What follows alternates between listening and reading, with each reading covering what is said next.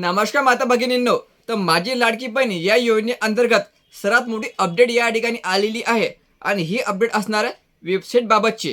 तर महिलांनो, आता वेबसाईटमध्ये नवीन ऑप्शन या ठिकाणी उपलब्ध करून देण्यात आलेली आहे.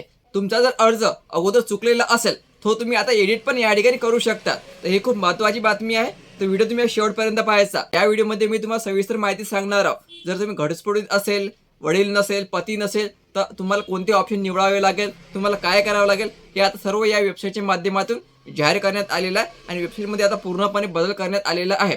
तुमचा जर अर्ज चुकलेला असेल तो पण अर्ज तुम्हाला आता एडिट या ठिकाणी करता येणार आहे. तर व्हिडिओ शेवटपर्यंत पाहायचा. व्हिडिओ खूप महत्त्वाचा आहे. तर ठीक आहे महिलांनो, सर्वात अगोदर तुम्हाला मुख्यमंत्री माझी लाडकी बहीण या योजनेची जी वेबसाईट आहे या साईटवर जावं लागेल आणि सर्व सूचना जी आहे तुम्हाला साईटवर मिळून जाईल. तर बघा महिलांनो, ladkibain.maharashtra.gov.in ही जी वेबसाईट आहे हे मुख्यमंत्री माझी लाडकी बहीण या योजनेची आहे. ठीक आहे. तर तुम्हाला या वेबसाईटवर अगोदर यावं लागेल.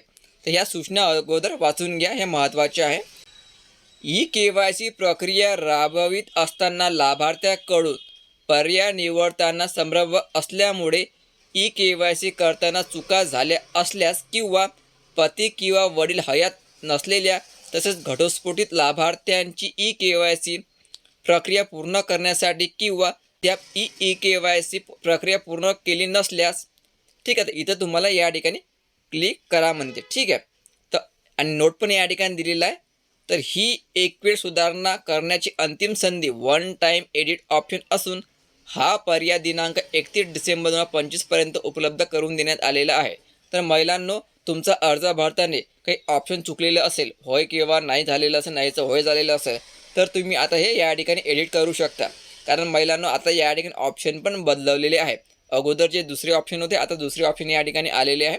तुम्हाला जर वाटत असेल तुम्ही एडिट या ठिकाणी करू शकता. तुम्हाला वाटत असेल की तुम्हाला या ठिकाणी एडिट करायचं आहे तर एडिट करू शकता. मोबाईलमध्येच तुम्ही आपले हे सर्व प्रक्रिया करू शकता. एडिट मोबाईलमध्येच करू शकता, कुठं जायचं काम नाही. एडिट तुम्ही डायरेक्ट मोबाईलमध्ये करू शकता, फ्रीमध्ये करू शकता.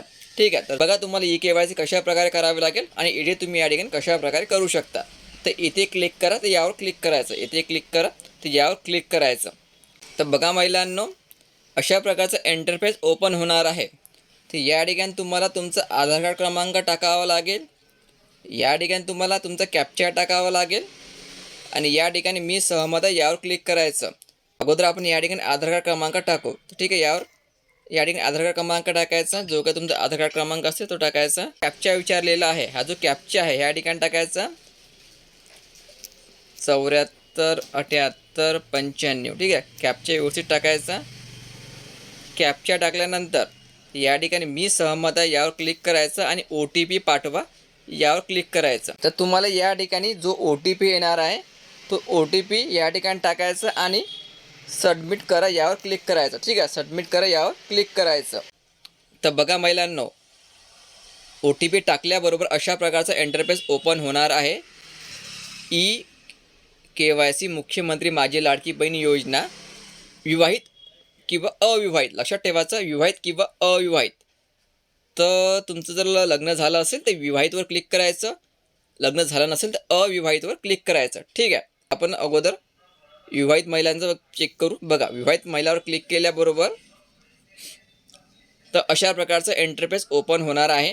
तर या ठिकाणी पती हयात आहे का, म्हणजे पती जिवंत आहे का, पतीचे निधन झालेले आहे का, किंवा पती घटस्फोटित आहे का, हे 3 ऑप्शन या ठिकाणी तुम्हाला आता उपलब्ध करून देण्यात आलेले आहे. अगोदरच्या फॉर्ममध्ये नव्हते.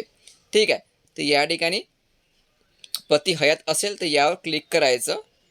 तर बघा, लग्न झालं असेल, पती जिवंत असेल तर पती हयात आहे यावर क्लिक करायचं.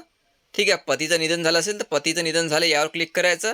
किंवा घटस्फोटित असेल तर घटस्फोटित आहे यावर क्लिक करायचं. ठीक आहे. तर पती हयात आहे, आपण यावर क्लिक करू. तर या ठिकाणी तुम्हाला आता पतीचा आधार कार्ड क्रमांक टाकायचा आहे. लक्षात ठेवा, पतीचा आधार कार्ड क्रमांक तुम्हाला या ठिकाणी विचारलेला आहे. पतीचा आधार कार्ड क्रमांक या ठिकाणी टाकायचा. तर आधार कार्ड क्रमांक टाकल्यानंतर या ठिकाणी कॅप्चा दिलेला आहे, हा कॅप्चा व्यवस्थित टाकायचा. ठीक आहे. कॅप्चा टाकल्यानंतर मी सहमत आहे यावर क्लिक करायचं आणि OTP पाठवा यावर क्लिक करायचं.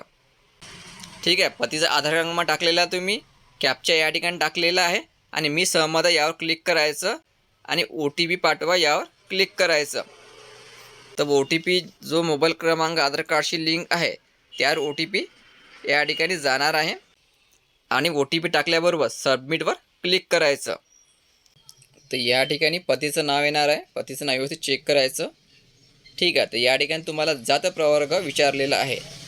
तर या ठिकाणी जात प्रवर्ग तर SC कॅटेगरी असेल तर अनुसूचित जाती निवडायचं, तर ST कॅटेगरी असेल तर अनुसूचित जमाती निवडायचं, OBC कॅटेगरी असेल तर इतर मागासवर्ग OBC कॅटेगरी, विमुक्त जाती भटक्या जमाती ब, भटक्या जमाती क, भटक्या जमाती क, NT ब, NT क, NT ड हे जर असेल तर व्यवस्थित लिहायचं.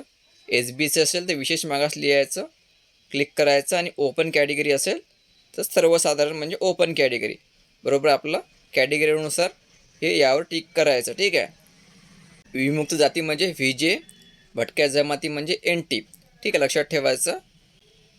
जे तुमची कॅटेगरी आहे हे व्यवस्थित निवडायची, त्यावर क्लिक करायचं.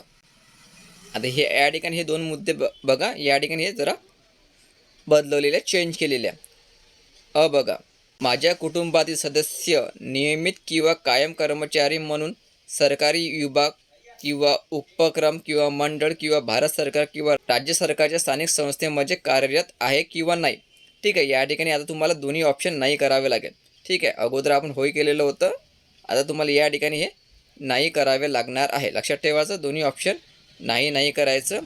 बीमध्ये बघा, माझ्या कुटुंबातील सदस्य नियमित किंवा कायम कर्मचारी म्हणून सरकारी विभाग किंवा उपक्रम किंवा मंडळ किंवा भारत सरकार किंवा राज्य सरकारच्या स्थानिक संस्थेमधून सेवानिवृत्ती वेतन घेत आहे का, तर या ठिकाणी तुम्हाला नाही करावं लागेल. ठीक आहे. जर वेतन घेत असेल तर तुम्हाला या ठिकाणी अपात्र केल्या जाईल हो केल्याबरोबर.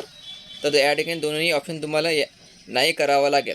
तर एक ऑप्शन या ठिकाणी काढून ठेवण्यात आलेलं आहे, कोणतं की 2पेक्षा जास्त जे महिला पात्र आहे का कुटुंबात हे या ठिकाणी ऑप्शन काढून टाकलेलं आहे. आता हे दोन नवीन ऑप्शन या ठिकाणी ॲड केलेले आहेत. दोन्ही ठिकाणी तुम्हाला नाही करावं लागेल. आणि या ठिकाणी जे AB मध्ये लिहिलेलं आहे हे खोटी आढळल्यास सक्तीची कार्यवाही पात्र करेल. ठीक आहे. तर यावर सर्व ठिकाणी नाही करायचं. कास्ट व्यवस्थित निवडायची, आपले पतीचं नाव व्यवस्थित पाहायचं आणि या ठिकाणी उपयुक्तच्या ठिकाणी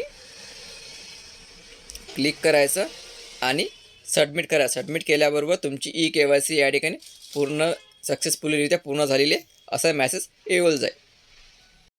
तर महिलांनो, ज्याचे पती नाही आहे, जे घटस्फोटित आहे, त्यांनी आपली KYC कशा प्रकारे करायची ते आता आपण बघणार आहोत. तर या ठिकाणी लाभार्थी आधार क्रमांक विचारलेला आहे. आधार क्रमांक व्यवस्थित टाकायचा. खाली जो कॅप्चा दिलेला आहे कॅप्चा व्यवस्थित टाकायचा आणि मी सहमत आहे यावर क्लिक करायचं आणि OTP पाठवा यावर क्लिक करायचं. तुम्हाला OTP येऊन जाईल. ठीक आहे. ज्या महिलांचा आधार क्रमांक टाकलेला त्यांना OTP या ठिकाणी येणार आहे. तो OTP टाकला. OTP टाकल्यानंतर तर या ठिकाणी तुम्हाला पुन्हा दोन ऑप्शन विचारल्या जाणार आहे, बघून घ्या. विवाहित, अविवाहित. ठीक आहे. पतीची निधन झालेली आहे, घटस्फोटित आहे. ठीक आहे. आपण पती हयात आहे आपण अगोदर पाहिलेलं आहे. आता तुम्हाला दोनपैकी एक ऑप्शन निवडावं लागेल. तर तुम्हाला पतीची निधन झालेलं असेल तर यावर क्लिक करायचं, किंवा घटस्फोटित असेल तर यावर क्लिक करायचं. ठीक आहे. तर पतीची निधन झालेलं आपण यावर क्लिक केलेलं आहे. बाकी दोन्ही जे ऑप्शन अगोदर पाहिलेले आपण नाही करायचे. तुमचं पतीचं नाव वगैरे या ठिकाणी येऊन जाईल. आपला जात प्रवर्ग व्यवस्थित निवडायचा. ठीक आहे. तर या ठिकाणी जे म्हटलेलं आहे ते बघा, व्यवस्थित वाचून घ्या. माझे पती हयात नसून पतीचा मृत्यू दाखला सत्यपती संबंधित जवळच्या अंगणवाडी सेविकेकडे जमा करावे लागेल. तर तुम्हाला 31 डिसेंबरपर्यंत आपली जे पतीचा मृत्यू दाखला ह्या जमा करावा लागेल आणि दोन्ही ठिकाणी टिक करून सबमिट करायचं. सबमिट केल्याबरोबर तुमचा जो अर्ज आहे हा डायरेक्ट सक्सेसफुलरित्या सबमिट होऊन जाईल, जर तुमच्या पतीचं निधन झालेलं असेल तर. ठीक आहे. लक्षात ठेवायचं, पतीचं निधन झालेलं असेल तर तुम्हाला 31 डिसेंबरपर्यंत अंगणवाडी सेविकेकडे हा दाखला जमा करायचा आहे. सबमिट केल्यावर तुमची KYC या ठिकाणी पूर्ण होऊन जाईल. ठीक आहे. जर तुमचे पतीचं निधन झालेलं असेल तरच. आता ज्या महिला अविवाहित आहेत त्यांनी आपली KYC कशा प्रकारे करायची आहे हे आता आपण या ठिकाणी पाहणार आहोत. तर या ठिकाणी तुमचा आधार कार्ड क्रमांक टाकायचा, सेम प्रोसेस आहे. कॅप्चा टाकायचा, खाली मी सहमत आहे यावर क्लिक करायचं आणि OTP पाठवा. OTP आलेला आहे.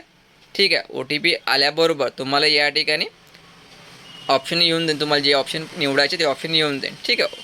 सबमिट करायचं. OTP आल्याबरोबर या ठिकाणी बघा तुम्हाला हे ऑप्शन आलेले आहे. आता तुम्ही अविवाहित, ठीक आहे, विवाहित आपण पाहिलेलं आहे, तर अविवाहितवर क्लिक करायचं. वडील जिवंत असेल तर वडील हयात आहे यावर क्लिक करायचं. वडील जिवंत नसेल तर वडिलाचे निधन झालेले आहे यावर क्लिक करायचं, ठीक आहे. आणि जे त्यावर क्लिक केल्यानंतर तुम्हाला ते पुढील ऑप्शन येऊन जाईल, ठीक आहे. वडिलाचे निधन झालेले आहे यावर क्लिक केल्याबरोबर बाकी जे आपण अगोदर माहिती टाकलेली होती ते तशीच्या तशीच टाकायची. आणि या ठिकाणी म्हटलेलं आहे बघा खालचा, माझे वडील हयात नसून वडिलांच्या मृत्यूचा दाखला सत्यप्रती संबंधित जवळच्या अंगणवाडी सेविकेकडे 31 डिसेंबरपर्यंत जमा करायचा. तुमचे वडील नाही आहे तर तुम्हाला वडिलाच्या मृत्यूचा दाखला जो आहे हा अंगणवाडी सेविकेकडे 31 डिसेंबरपर्यंत जमा करावा लागणार आहे, ठीक आहे. वडिलांचं नाव तुम्हाला वर येऊन जाईल. कॅटेगरी व्यवस्थित निवडायची, दोन्ही ठिकाणी नाही नाही करायचं आणि दोन्ही ठिकाणी क्लिक करून सबमिट करायचं. सबमिट केल्याबरोबर तुमचा जो अर्ज आहे हा सक्सेसफुलीरित्या सबमिट होऊन जाईल, ठीक आहे. महिलांनो, अशा प्रकारे तुम्हाला ही KYC करावी लागणार आहे, ठीक आहे. वडील असेल कशा प्रकारे करायची तुम्हाला डायरेक्ट समोर ऑप्शन येऊन जाईल. वडील नसेल तर अशा प्रकारे KYC करायची. तर महिलांनो, संपूर्ण माहिती आपण या ठिकाणी पाहिलेली आहे. जर तुम्हाला पती असेल तर KYC कशा प्रकारे करायची आता लक्षात ठेवायचं. दोन्ही ठिकाणी आपला नाही नाहीचं ऑप्शन तुम्हाला निवडायचं आहे, ठीक आहे. अगोदर आपण होईचं ऑप्शन निवडलेलं होतं, पण आता ही KYC करताना नाहीचं ऑप्शन तुम्हाला या ठिकाणी निवडायचं आहे. आणि जर तुम्हाला वाटत असेल की KYC आपल्याला पुन्हा करायची आहे, एक वेळा एडिट करायची आहे, तर तुम्ही या ठिकाणी आपली KYC एडिट पण करू शकता. व्हिडिओ महत्त्वाचा, जास्तीत जास्त शेअर करा. धन्यवाद.